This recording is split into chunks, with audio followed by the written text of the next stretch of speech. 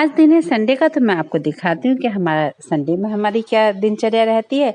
तो सबसे सुबह ही आया हमारा नंदी आता है और देखिए मैंने उसके लिए पहले से ही इंतजाम करके रखती हूँ रोटियों का, कि मुझे पता है मेरा नंदी आएगा फिर शिवा आएगा, और शिवा को यदि ना लाओ तो उसका मुंह चढ़ जाता है। और मेरा बच्चा खा रहा है, देखिए कितने अच्छे से खाता है। और मैं इससे कह रही चल पीछे तो आ जा, एकदम ऐसे लगता है कि मुझे पीछे मनी प्लांट में बैठा देगा। और मैंने उसको कहा कि चल तू पीछे आ, तो आ गया। और फिर मैंने उसको रोटियां खिलाई, बहुत प्यार करा उसको, उसका वंदन करा, अभिनंदन करती हूँ और फिर उससे आशीर्वाद मांगती हूँ, उसे आशीर्वाद देती भी हूँ कि भैया ईश्वर कभी भी तुम्हारे खाने के लिए कोई ऐसी सुख सुविधाओं में कोई कमी ना आए, तुम्हारे लिए सारे ईश्वर तुम्हारे लिए भंडार भरे, जिससे कि तुम्हारा अच्छे से पालन पोषण हो सके।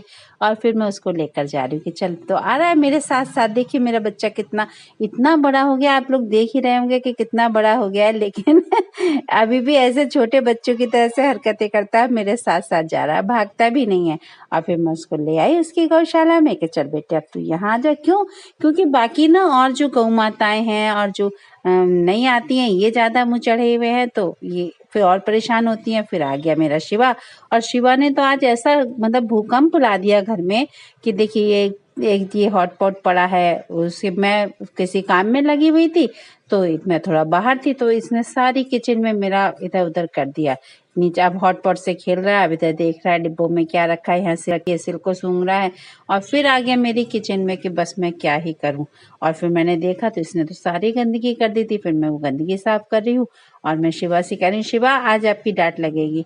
तो शिवा कह रहा, अरे मम्मी पहले मैं पूरी फुल मस्ती कर लूँ, डांटोगे तो हो ही आप मुझे। हाँ भैया डांट तो बनती है। मैं फिर उसे कह रही हूँ अभी फेंक कर आ रही हूँ, अभी तेरे को क्यों डांटा तुमने, क्यों तुमने ऐसा कार्य किया जो तुम्हें डांट खानी है? तो कहता मम्मी मुझे मत डांटो, मैं तो बहुत अच्छा हो रहा। आप लोग इसका पेट देखिएगा, इतना पेट ओवरलोड खा के रखता है कि इसके पेट में एक उंगली भी आप नहीं कर सकते। सुबह का टाइम है, इसने रात की ही सन्नी इतनी खा रखी है कि इसका पेट ओवरलोड है। और फिर मुझसे कह रहा रोटियां दो मुझे, तो मैंने कहा सारी रोटियां तो तूने खराब कर दी, गिरा दी है सब कुछ, तो तूने वो कर दिया। फिर मैंने छुपा कर रखी थी कुछ अलग इनके लिए, तो फिर मैंने कहा ला चलते इसमें से ले ले, क्योंकि मैंने नंदी के लिए रखी थी और वसुधा के लिए। तो बोला ठीक है, और खा रहा है। और फिर मैंने कहा है, और आ गया आदि। आदि बोला चल मेरे साथ चल ले, तो आदि मैंने कहा ना अब इसके तो है कमर पे डाल दे, नहीं तो पैरों में रह जाएगा इसका रास्ता। आदि ने भी बेचारे ने डाल दिया इसकी कमर में रास्ता, और ये खा रहा। मैं कह रही हूँ थोड़ा सा वसुधा के लिए छोड़ दे और गौरी के लिए छोड़ दे, कि नहीं मुझे तो सारा खाना है मम्मी। मैंने गांठ लगा दी कि नहीं दूंगी तुझे, इतना सारा खाकर भी तुझे शर्म नहीं है? यार नहीं मम्मी मुझे किसी को मत दो, बस मुझे ही दे दो। और इतना ऐसे छोटे बच्चे की तरह से जिद करता है, मैं क्या ही बताऊं, कि ऐसा लगता है कि हाँ भैया ये अपनी बातें सारी मुझसे कह रहा है। और फिर तनु ने भी कहा कि जा बैठ जा, इधर आ जा, कि नहीं नहीं उसे तो बस हर जगह यही ढूंढना होता है। तो प्लीज हमारे चैनल को लाइक कीजिए, सब्सक्राइब कीजिए, शेयर कीजिए। क्यों? क्योंकि इन गौ माताओं के लिए हमें बहुत बड़ी गौशाला बनानी है, और इनके लिए स्ट्रीट डॉग के लिए सेल्टर बनाना है। और ये देखिए मेरा ये कह रहा है मेरा शिवा कि मम्मी ये जो रोटियां बची हुई है ये भी मुझे दे दो। तो मैं कहती हूँ नहीं भैया ये तो मैंने अपनी गौरी के लिए और गौ माताओं के लिए रखी है, कि नहीं तुम और नंदी तो खा जाते हो, वो तो रह जाती है, कि नहीं। और ये जब ऐसे ऐसे मुंह डाल रहा है ना, मुझे इतनी गुदगुदी लग रही है, मैं बता नहीं सकती। हर तरह से अपनी पूरी कोशिश कर रहा है।